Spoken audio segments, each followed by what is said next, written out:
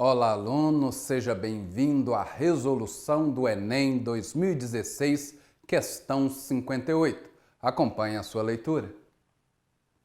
O trilho de ar é um dispositivo utilizado em laboratórios de física para analisar movimentos em que corpos de prova, carrinhos, podem se mover com atrito desprezível.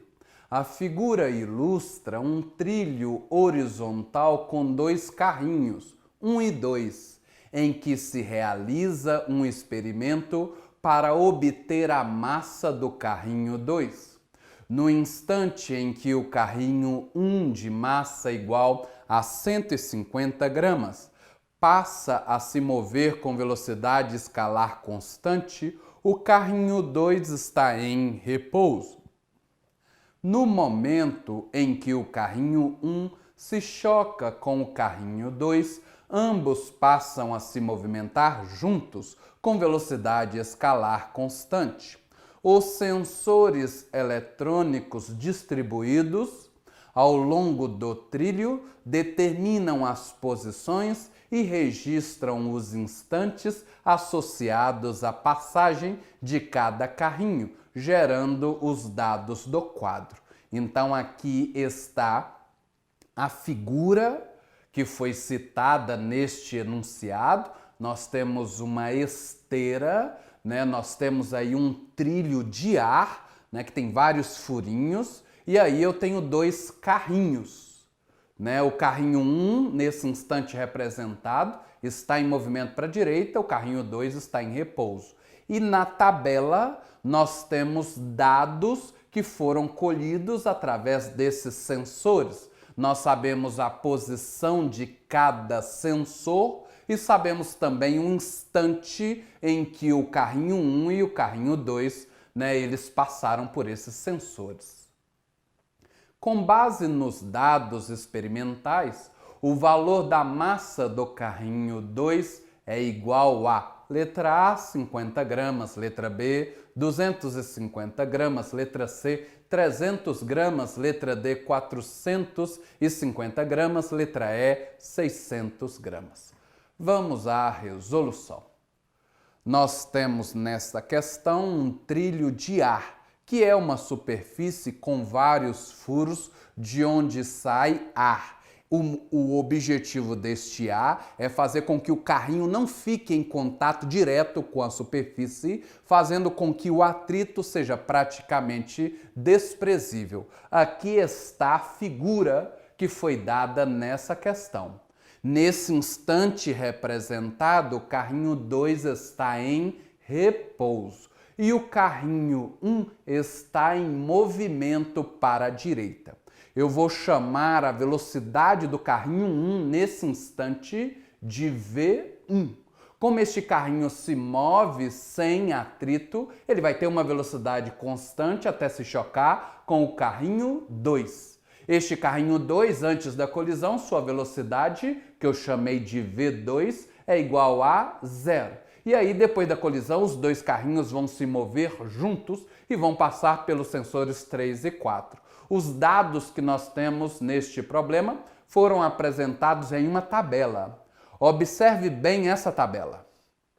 Nós temos nesta tabela aí as posições do carrinho 1 e do carrinho 2 com o passar do tempo. Então, por exemplo, observe que no instante t igual a 0, que é o instante em que este carrinho 1 passa pelo primeiro sensor, o carrinho 1 está numa posição que é a posição 15 centímetros e o carrinho 2 está naquela posição que é uma posição igual a 45 centímetros. Aí o tempo vai passando. No instante t igual a 1 segundo, o carrinho 1 já chegou no sensor 2, que fica na posição 30 centímetros. Observe que o carrinho 2, no instante t igual a 1 segundo, continua na mesma posição 45, porque ele está em repouso.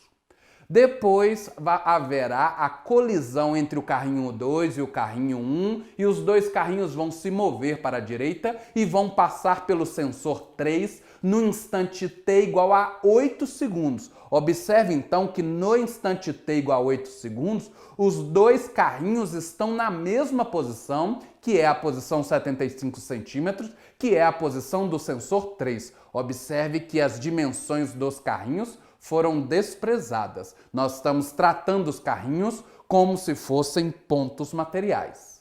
Aí o tempo continua passando, esses carrinhos continuam se movendo para a direita até passar pelo sensor 4 no instante t igual a 11 segundos. Observe que no instante t igual a 11 segundos, dois carrinhos estão na mesma posição. Essa é a posição 90 centímetros, esta é a posição do sensor 4. Qual é o objetivo dessa questão? Determinar a velocidade do carrinho 2.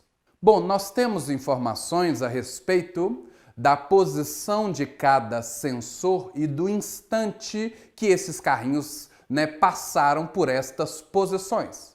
A gente consegue, por exemplo, com esses dados, calcular a velocidade do carrinho 1. O carrinho 1 tem uma velocidade constante. Eu sei qual é a distância entre o sensor 1 e o sensor 2. Sei também o tempo que este carrinho vai levar para percorrer essa distância entre os dois sensores. Dá para calcular a velocidade do carrinho 1 antes da colisão.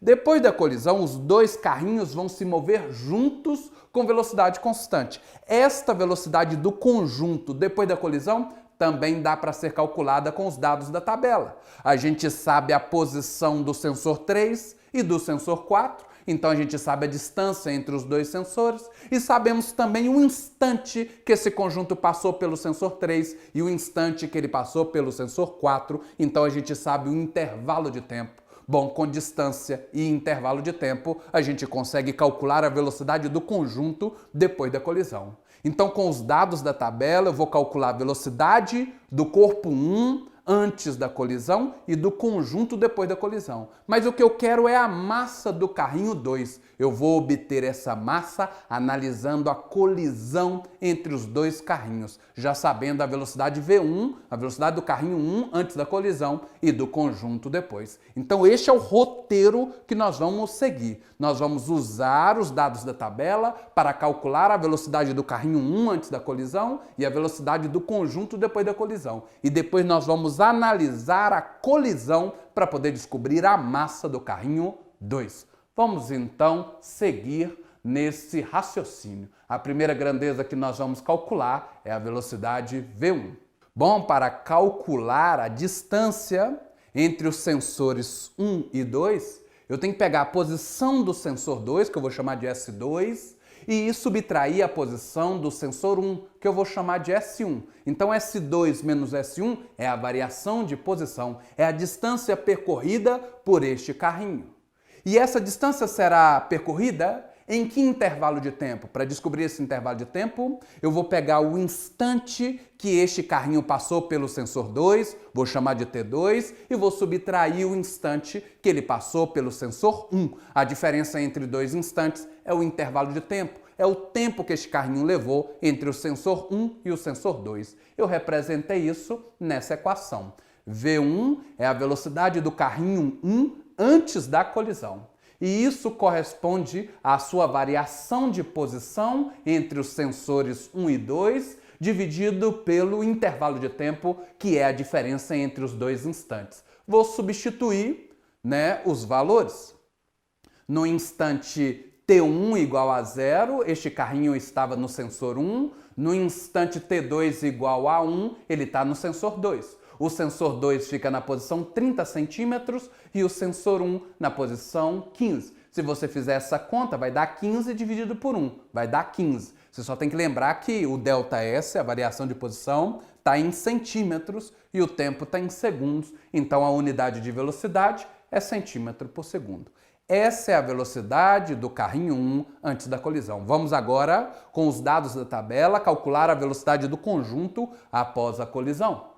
Chamei essa velocidade do conjunto de velocidade 1, 2, ou seja, a velocidade dos dois corpos que estão caminhando juntos.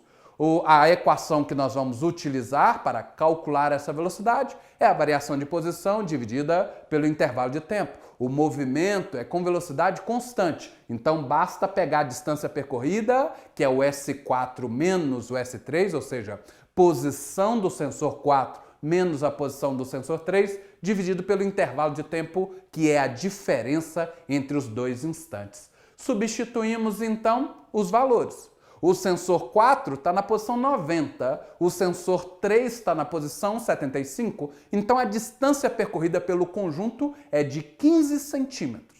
Esse conjunto, ele passou pelo sensor 3 no instante t igual a 8 segundos e passou pelo sensor 4 no instante t igual a 11 segundos. Então ele gastou 3 segundos para percorrer essa distância de 15 centímetros. Então deu 15 dividido por 3, isso daí vai dar 5 e a unidade é centímetro por segundo. Agora que eu tenho as velocidades envolvidas, eu vou analisar a colisão para poder determinar a massa do carrinho 2, que é o que foi pedido nessa questão. Nós já analisamos a colisão entre corpos e nós já sabemos que quando os dois corpos ficam grudados depois do impacto, a colisão ela é inelástica, ou seja, houve perda de energia cinética durante essa colisão. A energia cinética não se conservou, mas tem uma outra grandeza do sistema que sempre se conserva em uma colisão, independente dela ser colisão elástica ou inelástica, é a quantidade de movimento. Então nós vamos usar a conservação da quantidade de movimento para poder então determinar a massa do carrinho 2 em função das velocidades dos dois, do conjunto e do carrinho 1. Vamos então aplicar a conservação da quantidade de movimento. A quantidade de movimento do sistema antes da colisão é igual à quantidade de movimento do sistema depois da colisão. Quantidade de movimento é uma grandeza que está relacionada com velocidade. Sempre que o corpo está em movimento, ele tem quantidade de movimento. O módulo da quantidade de movimento é o produto entre a massa e a velocidade. Antes da colisão, o carrinho 2 está em repouso, então ele não tem quantidade de movimento. Apenas o carrinho 1 está em movimento. Então a quantidade de movimento do conjunto vai ser a quantidade de movimento do carrinho 1, que é o produto da massa vezes a velocidade. Bom, depois da colisão, os dois carrinhos estão em movimento conjunto. Então eu posso imaginar os dois carrinhos como se fosse um corpo só de massa M1 mais M2. E este corpo, como está em movimento, tem quantidade de movimento. E a quantidade de movimento é o produto da massa do conjunto vezes a velocidade do conjunto. A massa do conjunto é M1 mais M2 e a velocidade do conjunto é V12. Nós sabemos os valores de V1 e de V12, além da massa do carrinho 1, que é de 150 gramas. Vamos então substituir o valor desta massa do carrinho 1 e as velocidades que nós calculamos para poder determinar o valor da massa 2. Observe que dá para simplificar o 15 do primeiro membro com o 5 do segundo membro, vai ficar 3, e o 3 vai multiplicar o 150, vai ficar 450 igual a 150 mais M2. Então, M2 vai ser 300 gramas, que é a unidade de massa que nós estamos utilizando. Esta massa é o que a gente encontra na alternativa C. Chegamos então ao final desta resolução. Eu te aguardo na próxima.